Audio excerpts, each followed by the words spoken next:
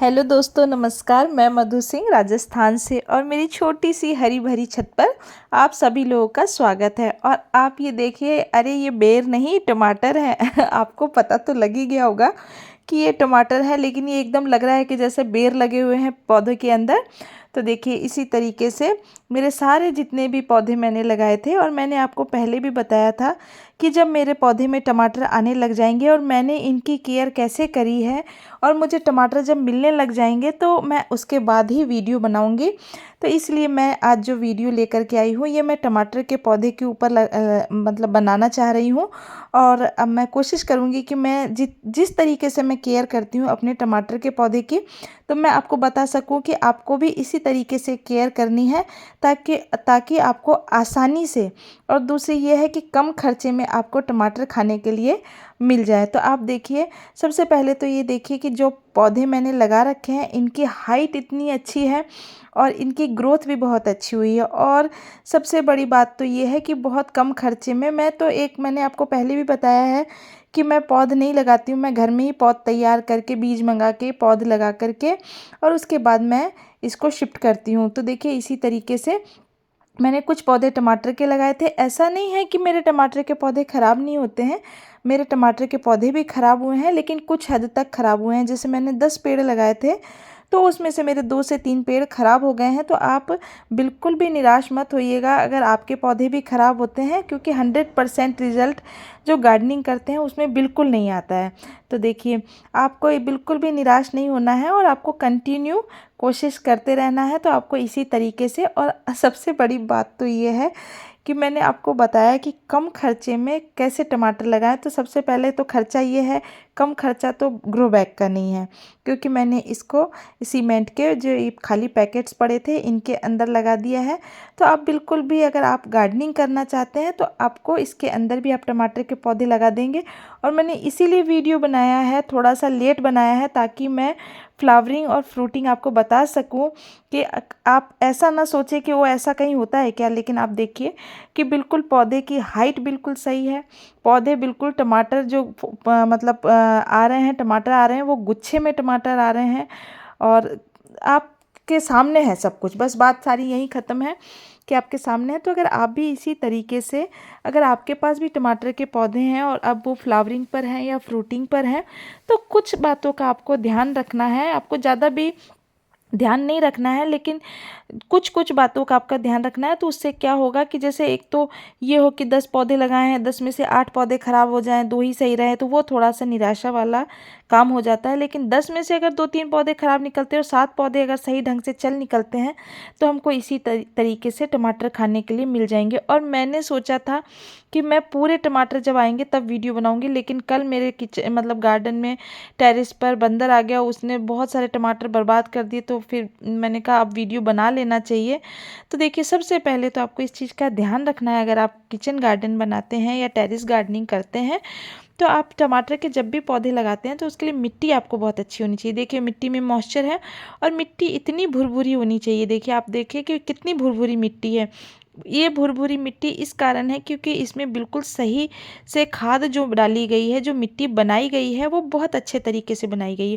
जबकि ऐसा नहीं है कि इसमें बहुत ज़्यादा मैंने मिट्टियाँ भर रखी है, मिट्टी भी बहुत कम भरी हुई है, लेकिन मिट्टी इतनी उपजाऊ है कि टमाटर बहुत ही अच्छी तरीके से बने हुए हैं टमाटर।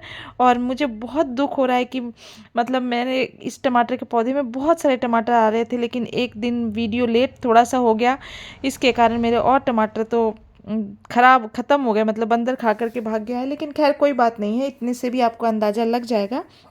तो देखिए, सबसे पहले तो अगर आप इस तरीके से सीमेंट के पॉकेट्स में भी लगा सकते हैं, इसमें कोई दिक्कत नहीं है अगर आपके पास ग्रो बैग नहीं है तो आपको देखिए, सबसे पहले तो मतलब मिट्टी बहुत अच्छी बनानी है। मिट्टी में मैं एक बार फिर से बता देती हूँ कि आपको 40% आपको मिट्टी लेनी है, करीबन 30% वर्मी कंपोस्ट लेना है, और उसके बाद आपको 10% मतलब काऊ डंक है आपके पास तो ठीक है, नहीं तो बहुत लोग वर्मी कंपोस्ट से ही काम चला लेते हैं। तो 10% काऊ डंक हो और साथ में बोन मील हो। इसी तरीके से जो मिट्टी का मिक्सचर रहेगा, और धीरे धीरे करके जब आप यही प्रक्रिया अपनाने लग जाएंगे तो उससे क्या होगा कि मिट्टी आपकी बहुत उपजाऊ हो जाएगी, या फिर आपको इसका इतना आपको डालना भी नहीं पड़ेगा, क्योंकि मिट्टी उपजाऊ है और थोड़ी थोड़ी भी खाद बाद में मिलाते हुए चल जाएंगे तो आपका काम बहुत ही अच्छी तरीके से हो जाएगा। और मेरे को तो मुझे पौधे बहुत अच्छे लग रहे हैं, लेकिन अगर आप मेरा वीडियो देख रहे हैं तो आप भी एक बार ज़रूर कमेंट करके बताएं कि मुझे मेरे पौधे ठीक कंडीशन में चल रहे हैं। आपको कहीं से इसमें अगर कोई कमी नज़र आ रही है तो आप वो भी बता सकते हैं, आप अपना सुझाव भी दे सकते हैं। लेकिन मैं आज जो बता रही हूँ कि सबसे पहले तो आप मिट्टी पर बहुत अच्छा काम करें, और दूसरी चीज़ है कि मैंने इसमें 10 दिन पहले सरसों की खल का पानी डाला था, मतलब उसका फर्टिलाइज़र बना करके डाला था। मैंने बताया है आपको कि 5 लीटर पानी में आप सरसों की पाव भर खल भिगो करके रख दें, और उसको 7 से 8 दिन तक अच्छी तरीके से उसमें भीगने दें। उसमें थोड़ी स्मेल होगी, ये बात तो आपको बर्दाश्त करनी पड़ेगी अगर आप टेरेस गार्डनिंग करते हैं तो उसको फिर और पानी में मिला करके और आप 15 दिन में कम से कम एक बार इसमें ज़रूर डालें। तो मैंने तो अभी एक ही बार डाला है, और क्योंकि सर्दियाँ बहुत ज़्यादा है तो इस मौसम में अगर हम इसमें फर्टिलाइज़र डालते हैं तो इसके लिए बहुत अच्छा होता है। और सरसों की खली वाला फर्टिलाइज़र तो टमाटर के पौधे के लिए या बैंगन के पौधों के लिए बहुत अच्छा होता है। तो मैंने सबसे पहले तो इसमें फर्टिलाइज़र डाला है, साथ में मैंने इसमें बहुत ही अच्छी तरीके से मिट्टी बना करके रखी है। तो इसी तरीके से अगर आप मिट्टी पर अच्छा काम करेंगे तो आपको फल आराम से मिल जाएंगे। और देखिए, और तीसरी चीज़ आपको क्या करनी है कि मैंने इसमें खट्टी वाली छाछ का छिड़काव किया है।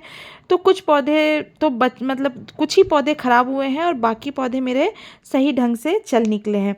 तो आपको बीच बीच में 15 दिन में एक बार अच्छी तरीके से छान करके कम से कम 7 से 8 दिन पुराना अगर मट्ठा रहेगा या दही रहेगी 7 से 8 दिन पुरानी खट्टी, तो आप उसका छिड़काव भी इसके ऊपर अच्छी तरीके से पंप में भर के करेंगे तो बहुत ही अच्छा रहेगा। उससे थोड़ा सा रोग आने की गुंजाइश कम होती है। रोग आता है लेकिन गुंजाइश कम हो जाती है, उस चीज़ का ध्यान रखना है। और अगर आपके पास बोन मील है तो आप बीच बीच में कम से कम 10 दिन या 15 दिन में एक बार बोन मील इसमें ज़रूर डालें। आप उसको मिट्टी में मिला करके अच्छी तरीके से डालेंगे।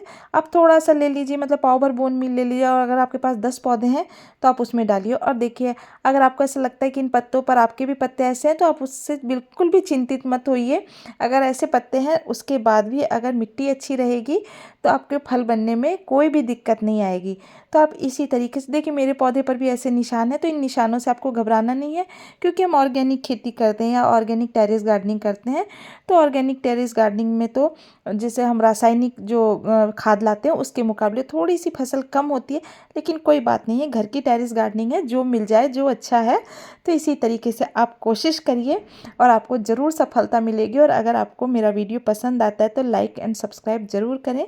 और फिर भी अगर आपके मन में कोई क्वेश्चन है टमाटर के पौधों को लेकर के तो आप ज़रूर कमेंट करके और मुझसे पूछ सकते हैं। मेरा वीडियो देखने के लिए धन्यवाद।